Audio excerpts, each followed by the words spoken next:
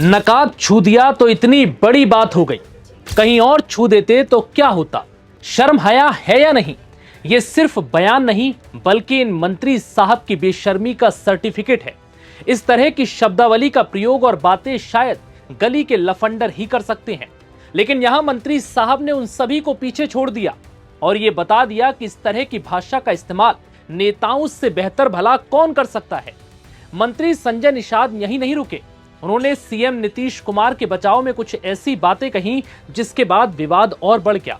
फिर साहब को सफाई देनी पड़ी और सफाई में जो कहा उसे सुनकर आप माथा पीट लेंगे। नमस्कार, मैं हूं विवेक पाल और नव भारत टाइम्स पर आपका बहुत बहुत स्वागत है। हाल ही में बिहार के मुख्यमंत्री नीतीश कुमार के पटना में नवनियुक्त महिला आयुष डॉक्टर का नकाब खींचने वाले वीडियो ने पूरे देश में हलचल मचा दी। मुस्लिम समाज से लेकर कई बड़े राजनेताओं और हस्तियां तक नीतीश कुमार की इस हरकत पर सवाल उठा रहे हैं। सवाल पूछा जा रहा है कि सम्मान देना या सर्टिफिकेट देना ज्यादा जरूरी है या फिर नकाब के अंदर का चेहरा देखना, और अगर चेहरा देखने की भी जरूरत थी तो क्या नीतीश कुमार के पास ये हक था कि वो खुद नकाब खींचे?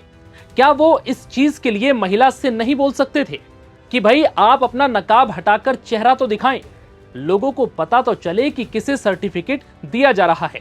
लेकिन नहीं, नीतीश कुमार को चेहरा देखने की इतनी बेचैनी थी कि वो खुद को रोक नहीं पाए और बस नकाब को हटाइए बोलकर खुद ही नकाब खींचने लगे, जिससे महिला डॉक्टर असहज हो गई।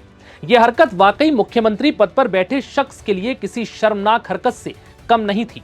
लेकिन ऐसे में नीतीश कुमार आपने गलत किया ये कहने और एहसास दिलाने के बजाय यूपी के मंत्री संजय निषाद कुछ ऐसा बोल गए जो एक बेशर्म नेता ही बोल सकता है।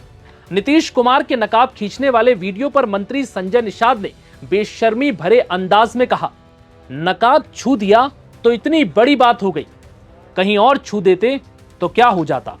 निषाद ने कहा कि वो भी तो आदमी ही है, पीछे नहीं पड़ना चाहिए। आप लोग नकाब पर इतना बोल रहे हैं, कहीं और या चेहरा वगैरह छू दिया होता तो आप लोग पता नहीं क्या करते। अब इस वाहियात बयान को क्या समझा जाए?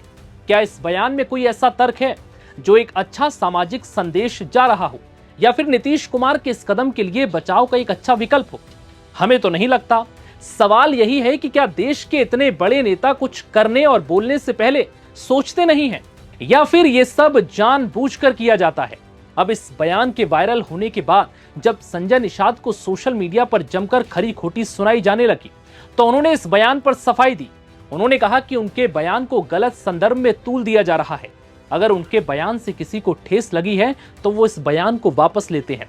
लेकिन जरा सोचिए, इस तरीके के बेशर्मी भरे बयान देने के बाद और इस तरीके की हरकत करने के बाद क्या इस पर माफी मांगने और ऐसे बयानों को वापस लेना कहीं कोई तर्क बनता है?